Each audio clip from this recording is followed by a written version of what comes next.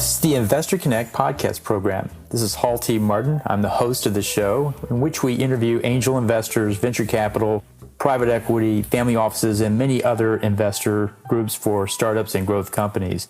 I hope you enjoy this episode. Thank you for joining us. Well, hello, this is Hall Martin with Investor Connect. Today we're here with Justin Newton of Netki. Justin, thank you for joining us.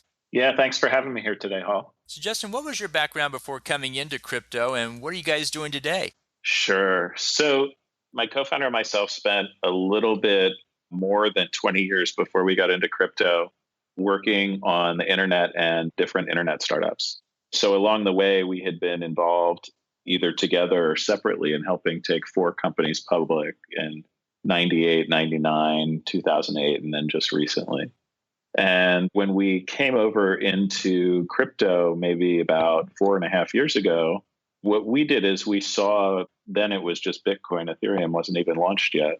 What we saw was, much like the internet was, a network that was open and permissionless to use, and open and permissionless to innovate on top of, that was replacing or augmenting a network that was traditionally closed and permissioned. In the case of the internet, it was the old phone networks. In the case of Bitcoin and blockchain, it's some of the financial networks. And what happened in the case of the internet was that led to a wave of inclusion. Like literally a guy standing in the middle of a field in Africa has access to effectively the same information as a researcher at MIT. And it led to a wave of innovation. I don't think that any of us saw things like Airbnb or Uber or even Pokemon Go coming when we started working on the internet 25 years ago. And probably really relevant to this audience, it led to a wave of value creation. If you look at the companies that were the traditional guardians of the closed permission networks, the phone companies, the vast majority of the services they actually sell to customers today are these data services that are related to the open and permissionless networks. That said, the vast majority of the value creation actually happened outside those companies. It happened at Facebook, at Google, at Apple, and at all these other places. So our belief was, when we saw Bitcoin and then later blockchain, that the same thing was going to happen here, that there was going to be this wave of innovation, inclusion, and value creation. And so what we tried to do was to think about, if this is the case, well, what are some of the key enabling technologies that need to get developed in order for this technology to take off? So that's how we got here. Great. And so you're at Netki today. What do you guys do there? So what we do is we help companies that are operating in this space, whether they are crypto exchanges or platforms like that, or OTC desks or hedge funds, or token sales or ICOs, to automate their customer onboarding for know your customer, anti-money laundering, counterterrorism financing, accredited investor validation, and all that stuff. So when you're going in and opening your account and you need to submit all that documentation, we can help make that process a lot faster and easier, both for the investor as well as for the company. So the blockchain space is evolving very rapidly. It's very different now than it was even a year ago, and especially 3 or 4 years ago. How do you see the industry evolving currently? What's going on, and what do you see coming up in the next 6 months that we should be looking for? Yeah, well, I think that if you looked back 2 years ago and look forward to where we are now and what's coming in the next 6 months, I think the most drastic change that has been and is continuing to go forward has been this embrace of more regulated markets. If you go back to crypto roots, doing things that would make the SEC or other people happy wasn't necessarily aligned with where the industry was going. Yet today, if I look at what's going to be most exciting in the blockchain space over the next 12 months in the crypto space, in terms of what I would be looking at as an investor and a technologist, it's what's happening with security tokens. Because the moment that we can bring the securities market more online through these blockchain-based platforms, it gives, well, the most important thing is it gives companies access to pools of investors that traditionally have not had access to good investments before.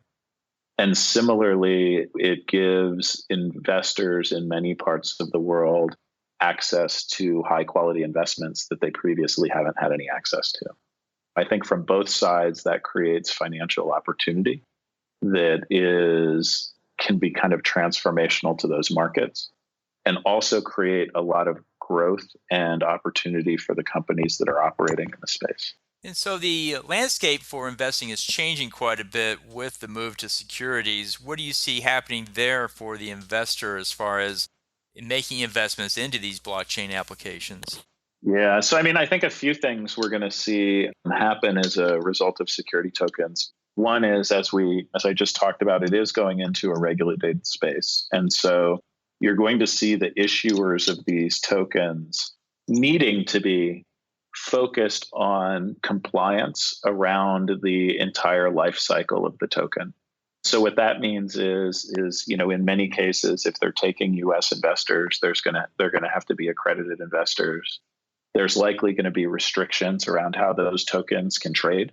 If you think of a traditional like private equity or private security, there's typically legends around that security where it might say that the security can't trade for a year, or that it can only trade to accredited investors, or that it can only trade to investors from outside the US if it's a Reg S, et cetera, so on and so forth. And as the issuer of that token, you need to ensure that there are appropriate controls around the secondary market as well as initial issuance of that token. And so what you're going to see is even in a decentralized world, these security tokens are going to trade and act very differently than the way that utility tokens act today. What do you think about some of these new concepts around tokens like stable coins where the value never changes? Do you think that's an answer to getting away from security tokens and back to the utilitarianism, or do you think stable coins is not really going to achieve that at all? Well, I think they're solving different purposes. A stable coin is really giving a way to give something more like fiat currency some of the advantages of crypto. Or similar, I'd say it's giving crypto a way for people to take advantage of the assets of crypto or the values of crypto without having to deal with the fluctuation risk in the price of the underlying asset. Right? There's some people that are invested that are buying crypto for reasons other than speculative investment purposes. And for those people, the stability itself is a function. I think security tokens provide a really different use case. Security tokens basically takes the multi-tens of trillions of dollars of the global securities market and allows it to be moved onto the blockchain as a tool to provide greater transparency and liquidity. So I think that stablecoins have an opportunity to be successful. I think that the different models of stablecoins have different risks and opportunities around them. So I think that if you're going to hold a lot of value in stablecoin, you should make sure that you understand what the risks are of the particular stablecoin that you're holding value in, and that you're comfortable in taking and holding that risk.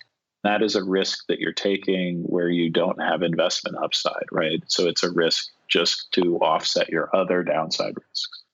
So I would definitely make sure that you look at that as you're thinking about stablecoin use, because I think that we'll probably find that many of the stablecoin models that have been proposed, particularly some of the algorithmic ones, are likely to find out that they have challenges when they reach some real world situations and stress tests. Well, for our investors out there, what would be your advice for investing at this time? What investment thesis should our investors be applying given where we are with the growth of blockchain and the role of the SEC? Cool. Yeah, so there's a few things that I would be doing as an investor today, and I want to say this: I'm a technologist, not an investment supervisor, or an investment manager. So take any of my advice for what it's worth. But if I was looking at things today, what I would say is that we are at the very, very, very, very, very early stages of crypto, and If I was to think about it in the internet timeline, I would say that we're maybe in like 1998, right? And if you look at kind of what happened in 98 and 99 and early 2000 on the internet, they would say that at the time that those stocks were in a bubble. I would argue slightly differently, which is that if you look at the value of the internet services today, it's so dramatically higher than what the internet marketplace was valued at then, that it wasn't so much that things were inappropriately valued. It's that some of the valuations were a little prospectively too early, and that in many cases, people had invested in the wrong things. However, there were a few kind of bellwethers or real powerhouses in the ecosystem, an Amazon or people like that, who had you invested in them, then you would have done quite well, even through today and through all the other trials and tribulations. What that would tell me is if we're seeing the same thing here, you should potentially, you should look at the investments in crypto startups as speculative because we're in the early phases of the industry and ecosystem, and the same of early protocols. We're in the speculative phase. There's a lot of learning that needs to happen. And much of that learning isn't going to happen until these things get into production. And we may find that many of these projects have fatal flaws when they really hit the real world. On the other side of that, there's going to be a small handful of things that turn out to be the real winners that are immensely valuable around the long term. So stuff that I would look for today is I would look for things that feel like they are practically achievable, that they have a reasonable go-to-market strategy where that in order to be successful, they don't have to start out with the entire world using them. It's something that works well for a small number of people as well as a large number of people so they can get to a large number of people. I would be looking for teams that have had a history of success and achievement. I would be looking for early metrics around real engagement and use of the platform. And I differentiate that from engagement and use of a Telegram feed, because being able to get people excited about something is different than getting them using it. And using it, I think, is much more valuable. And I would say don't invest anything in crypto that you're not willing to lose. Maybe leave it at that. Well, that's good advice. These it can all go to zero at some point for sure. But you It won't all go to zero, but some things will.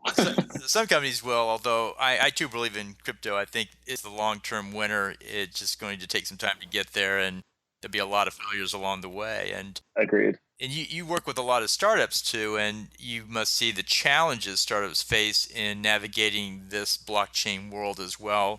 What do you think are some of the unique challenges startups are facing in order to get their product through the system and out onto the market and into a successful raise? Yeah. So one of the biggest challenges that comes up in this environment has to do with both the number of regulatory jurisdictions that you need to deal with and the complexities of how they interact and interweave with each other. And then also the number of places that your investors or donors or customers are coming from. What that means is when you're going out and you're doing your fundraising, you actually need to have some understanding in advance of where your investors are going to come from so that you can ensure that your compliance tools and your compliance policies are written in a way to deal with those use cases. So, for example, one of the advantages of a platform like ours is we support IDs from close to 108, more than 185 countries, like over 3,000 ID formats. But in the absence of something like that, if you're going to have investors from all over the world, you need to have some way to be able to not just read the information off the IDs in all those different languages and formats, but also a way to actually tell if the ID is real by checking security features or other information about it. So that's like one example of complexity. Similarly, different jurisdictions have different rules and laws. And so if I onboard a customer from the EU, that they may have different requirements around what data I capture, what data I store, how long I store it for, and what documents the customer needs to give to me, compared to if you did exactly the same thing for a customer that was in the US or a customer that was in Singapore. So again, you need to be prepared to deal with that jurisdictional complexity. That's not something that comes up if you're doing like a chat app, right? Or something like that, but is because you're dealing with money and finances. We've seen some companies that have not taken the time to really investigate that well up front, that have literally changed jurisdictions that their company is technically based in 3 times from when we started talking to them until they actually got to their token sale, because they would start going down the path and they would realize there was some roadblock they hadn't anticipated that basically prevented them from moving forward in that jurisdiction. Well, it used to be when you did a startup, you basically built it for the U.S. market. It was the biggest, one language, one currency, and so forth. And you went international later when you were more prepared for it. But with the blockchain solutions coming up today, it seems like we're going worldwide on day one. And so we have to deal with many more issues than we did in the past. And it just seems like it's just much more complex issue than it used to be to go launch a solution, because it's got to integrate with everything. It's got to work everywhere, because now your users and your investors are worldwide. They're not just in Silicon Valley, or they're not just in the US anymore. They're everywhere. Exactly that. Yeah, exactly that. So that was kind of a subtle thing. I think one of the reasons Bitcoin did well was it was now one way for everybody in the world to participate, because you didn't have to go through rubles or yuan or dollars or whatever. It was this other thing that let everybody participate. But then the counter to that is you now have to deal with everybody too. And now you have investors around the world that you have to keep updated and so forth. So that it just took the whole thing from a country to a worldwide scale in one go that I think people are still grappling with. Certainly on the security side, they're still grappling with that, or the regulatory side, they're still grappling with that. But the other side of it is all the other things that come with that, languages and local issues and other applications, requirements are coming into it that make it so much harder to start something these days. Yeah. On top of it, when you're taking your investment in crypto, your source of funds research becomes a lot more complicated, right? Because if I get a payment in terms of a wire from Chase, I have some level of comfort that Chase has run it through some AML checks and other things like that. If I get $100,000 that shows up in crypto, or a company that gets $100,000 that shows up in crypto, they need to figure out where that crypto came from, that it, wasn't payments on a dark market or otherwise kind of a challenge. It needs to get treated like someone showed up with a satchel full of cash, which has much higher compliance requirements in terms of the amount of diligence and research that needs to be done on the source of funds than if someone shows up with a bank wire or a check or something else that comes through a regulated financial institution. That's a good point. Well, in the last few minutes we have of our interview today, what else should we cover that we haven't? Oh, man. Let's see. The thing that I would tell you, and I think I covered it really briefly, is that, we're still definitely in the very early innings of what's happening here in blockchain. I did over 20 years of internet startups, and I can tell you, based on what I'm seeing here, that we have decades of building ahead of us. And so the thing that I would say that I tell to technologists, I tell to business people, and I tell to investors is, I know that there's been a lot of activity and noise in this area, and you may think that if you're coming in now, you're too late, but I guarantee you that you're still early. So you can get yourself educated. You can take a look at what's going on. You can come in. You don't have to worry that you got to the party too late or that you have to rush to get into the door. We're still in the very, very early innings of all this. Absolutely. So what's the best way for the audience to get back in touch with you? A really easy way to get in touch with me is over Twitter, where I'm at Justin W. Newton, Justin, the letter W, Newton. Would be a great way to get in touch with me. Yeah, let's do it there. All right. We'll add those to the show notes and make that available. Appreciate your taking time to share your thoughts with us today, and hope to have you back for a follow-up soon as well. It was fantastic to talk to you today. Thanks, all.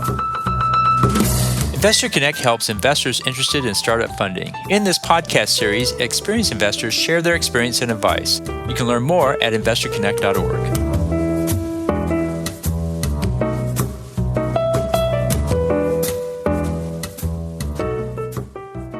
Paul T. Martin is the director of Investor Connect, which is a 501c3 nonprofit dedicated to the education of investors for early stage funding. All opinions expressed by Hall and podcast guests are solely their own opinions and do not reflect the opinion of Investor Connect. This podcast is for informational purposes only and should not be relied upon as a basis for investment decisions.